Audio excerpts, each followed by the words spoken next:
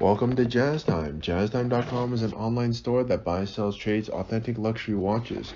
We make these videos so our customers can easily choose the best watch for themselves in the comfort of their own home. If you like this watch and would like to buy it at the lowest price anywhere online, click on the link in the description below to buy it at JazzTime.com. Today, I'm going to be reviewing the Audemars Piguet Royal Oak self-winding reference 15510ST.OO.1320ST.07. It's on stainless steel with a black dial. I'm going to talk to you about the bezel, dial, case, bracelet movement, give you a little history, do a little comparison, and then give you my final thoughts. So let's start. Let's start with the case. Now let's start with a little bit of overview instead. Now this is the Audemars Piguet Royal Oak. The Royal Oak is Audemars' most famous, most iconic, and best line. At least as of 23, Audemars makes four major or four categories of watches. They make the Royal Oak, which is what you see here. They make the Offshore, which is a big brother of this one. And then they make the Concept, which is a futuristic version of all of these. And then they make the Code 1159, which is the dress version of their watches. So these four lines, they have four basic lines, and then they have many, many variations of each of these lines, which of course all look very beautiful. This is the most basic one actually of the Royal Oak. Now the Royal Oak, to give you a little history, was designed and created in 1972 by Gerald Genta. That's 50 something years ago, and they were the first, that they as an AP, Audemars was the first brand to make luxury sports watches, and they did so on stainless steel to start. And when they did so, they kind of blew the market apart, because watches at that time were all made in precious metals, and they were not sports watches, they were dress watches, such as those made by AP and Patek Philippe, etc. But AP, being the cutting edge watch brand that it is, produced this Royal Oak, and it was a sports watch. And not only was it a sports watch, it was priced like a luxury dress watch, except it was a steel watch. So they really started this entire category, which did not exist before, and they made it into their own, and they're the pioneers for that. And soon after them, AP, many other brands have followed suit. In fact, its biggest competitor, Patek Philippe, came up with the Nautilus just 4 years later, actually designed by the same person, Gerald Genta, which was I don't want to say copy, but an offshoot. Definitely was an offshoot of AP. AP was first to market. They probably have the best sports watch of any brand, rightfully so, because they've invested so heavily into it, and they've modified it and evolved it so that it's the beautiful watch that you see in front of you. Okay, well, that's the history, a little bit of how this watch came to be. Now, the Royal Oak has many different variations. They have, I want to say, four basic categories. They have the date, time and date only, which is what you see here. They have a chronograph, which has three subdials. They have a tourbillon, which has a little circle in the middle. And then they have the perpetual calendar. Those are the four categories of Royal Oak. Now, this is the very beginning line of that. It's the very starter line. It has time and date only, as you can see here, but that doesn't make it a bad, not good. That makes it sometimes it's good to have a very plain, beautiful Royal Oak, as you can see here. Okay, so let's talk about this one a bit. Now, AP is making their Royal Oaks in size 41, which is large for men, size 39 extra thin, which is also for men, and they also make a unisex one in size 37 for, actually 37 and 38, depending on chrono or non-chrono, and that one can be used for unisex or men who that like to wear smaller watches or that have a smaller wrist. So it's kind of like they have a small, medium, large, 37, 39, and 41, separated all by 2 millimeters or so. Now, this is the largest of that, is 41, okay? And it's probably their more popular one. I would say for those men who have a wrist size of 7 inches or larger, you could wear a 41 millimeter. And those who have a smaller than that wrist probably should go with either 39 or a 37 even, okay? All right, now, let's talk about the case. The case is this 41 millimeters, and where is it? 41 from my thumb to my index finger, from the 8 o'clock to the 2 o'clock position. The longest distance across the case or the bezel, that distance is 41 millimeters. Now the case itself, what kind of special things should I bring to your attention? Well, it does not actually have lugs. Lugs are things that allow the strap to connect to the the bracelet to connect to the case of the watch.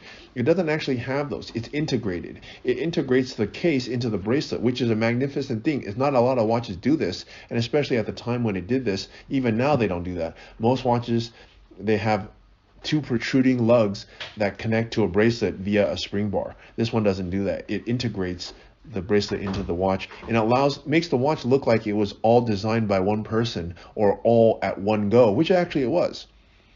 Okay, now the case, what else I want to bring your attention to is the beautiful finish on it.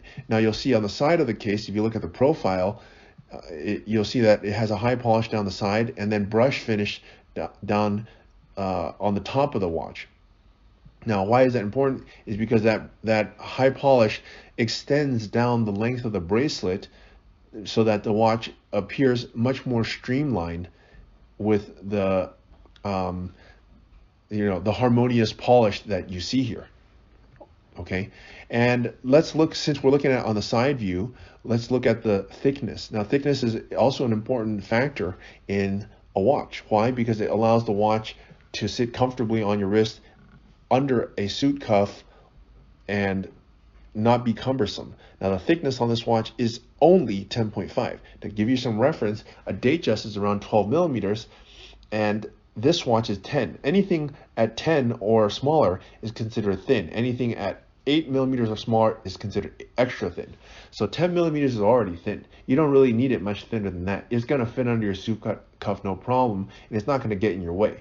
Patek Philippe, by comparison, most of their watches are in between the 10 and 12 mark, 10 and 12 millimeter mark, and they're known for being thin. So this watch also being at 10 millimeters is also quite thin. Okay. All right. Now okay, that's about enough for the case. Now let's move on to the dial here. Now the dial it has this grand tapisserie pattern here on the dial. The dial, you see how it has these little waffles on here, or these little squares.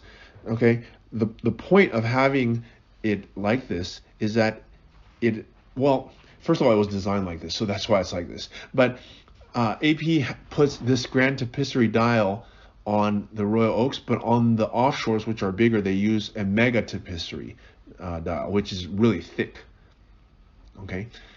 Okay, well, anyways, so let's look at the hour markers, and I'm going to shine this light at it, and you'll see that with these luminescent hour markers, it makes the watch very legible at night, which is, of course, a very good thing, because if it being a sports watch, you should be able to read it at night. And this new reference, 15510, let me just tell you what the difference is between this and the older version. The older version, which is 15500ST, this version here that you see in front of you, the 15510ST, came out in approximately 2022, and it replaced the older 15500ST. Now, what are the differences? Well, the difference is the dial.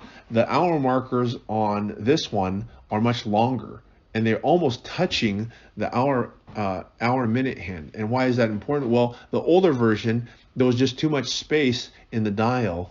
The hour markers were too short. These hour markers are elongated to fill this space, because the watch is time and date only. There's no other stuff inside. So they needed to fill the space. They did so by elongating the hour markers. You might think that's not a big deal, but I actually saw this myself, and I called it in a previous video, and I said, hey, look, you know what? I think this watch is great, but the only problem is I think the dial is a little too open, and I think they could solve that problem by maybe doing something with the hands or the hour markers, and boom, here they did it. So I called it first at jazztime.com. Now, at any rate, that is pretty much the only change in the dial.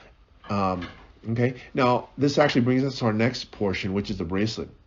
Now the bracelet is this bracelet is a 1320 bracelet and ST bracelet, and it differs from the previous generation, from the 15500 ST model, in that the bracelet has two differences. One, it is thinner.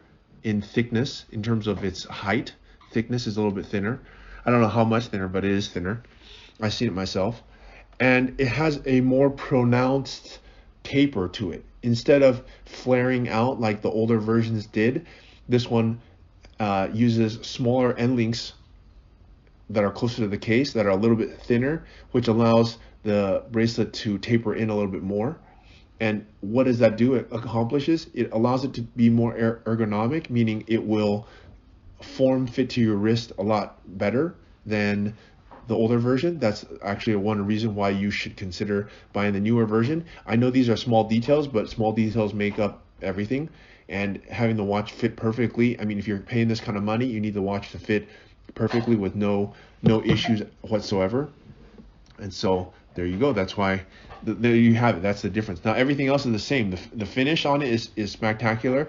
It has high polish down the edges, and even on these in-between links that has a high polish, and the top of its brush finish, and it's just all cohesive and harmonious throughout the entire watch. The watch really looks like it was designed in perfection by one singular person or one team, and that it just, everything flows. You don't have a disruption from case to bracelet, etc. It all looks like one piece, as it should be. I know more watches should look at this and use this as an example. Actually, I take that back. A lot of brands actually have used this as their example, and rightfully so. It's a very good example to use.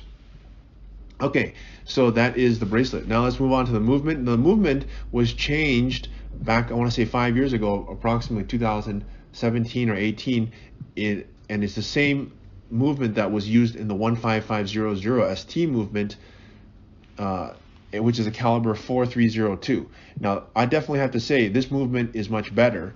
And why? Well, look at it. Number one, it has a nice cutout rotor, which allows the watch to look much more modern. If you look at old school movements such as Patek Philippe, they have a rotor that is not cut out. In fact, if you look at the old AP movements, they're also not cut out. Now, why does a cutout rotor look more modern? I'm not really sure, but it does make it look more modern. I think you'd probably agree. I think most people here watching this would probably agree that the rotor being cut out looks more modern. And it also looks more beautiful. It just looks like more craftsmanship has gone into it. Now, what else is important about this movement is that it's larger. Look at the size of it. It's 32 millimeters. Now, to give you some reference, the older movement that was in the 15400 movement, I think it was 28 millimeters, and it was the same diameter. This one's 32, which is like 20% bigger, or 30%, whatever it is, bigger. And that allows the movement to fill the case and look like it was designed for this watch, right? And so that to me makes the watch much more desirable if the movement and the watch are paired to one another, so that it looks much more cohesive. I don't want to see a tiny little movement in a big watch, or vice versa. I want to see a movement that fits, which this one does. Okay, and also the power reserve has been upped to 70 hours. Now let me also just tell you, if you look at other brands such as Patek Philippe, which is AP's biggest competitor, their watches have a power reserve of like 40-50 hours, which is not even close to the 70 hours. So I think Patek is actually going to have to up their game to compete with AP, because AP is making power reserves up to 70 hours. Now, you might wonder, well, why do you need to have a longer power reserve? Well, power reserve is one indication of how not accurate, but how what is the word for it? It's how it shows how efficient. That's the right word. For how efficient this movement is. The more power reserve, the more efficient. The more harmoniously these parts are working together to achieve a power reserve. If you don't have a very high power reserve, it likely means that the movement is old. It could use some updating, and AP's power reserve are all in the 70-hour range. That's a big jump. So I think because of that, other brands such as Patek Philippe are going to have to up their game for it. Now, AP has already done that, and I think their movement actually looks better than the Patek movement. And I think just if you compare the watch side by side to a Nautilus, I'll have to say that AP wins out every time. Now, if you want to talk about other things such as prestige and availability and desirability and these things, then we have a different discussion. But if you just want to look at which bracelet, which case, which dial, which et cetera is better, I have to say the AP is. Okay, at any rate, look, this is getting to the end of the video, so let's try this on. I'm 6 foot tall, 200 pounds. I have a 7.5 inch wrist, and the watch looks perfect on me. I really think it's a fantastic watch. It's a good starter watch for those who want to get into a Royal Oak. It's a very base model of the Royal Oak, which is nothing wrong with that. It's nothing. It's kind of like a black pair of dress shoes or a brown pair of khakis or a pair of blue jeans. It's a starter, right? It looks great with almost everything. Black, you can't go wrong with that. So look, if you want to buy this watch, please go to jazztime.com or click on the link in the description below. If you want to find out more about the watch you just saw in the video, you can just click below on Show More to see the full description. Then you can check the link next to model as seen in video, click on it, and you will get to the proper page where you can see all the details. If you're watching on a mobile phone, you have to click on the arrow down on the right hand side below the video to see the full description. If you like this video, please give us a thumbs up. If you would like to share this video with your friends, you can use the share button below and share it on any platform you like. If you have questions, constructive feedback, want to tell us about some mistakes or misspeaks, just write a comment below. If you want to see more videos like this, you should subscribe to our channel and visit our channel page where you can find all the videos. And if you're interested in a specific watch brand, you can check out our playlists. If you want to check the price for a watch or want to buy one, remember at jazztime.com you always get a steep discount, so you should check the prices with us. If you want to know the price for a specific watch, just go to Google, type in JazzTime, plus the brand, model and the details you're interested in, and Google will find the right page for you. Thank you for watching.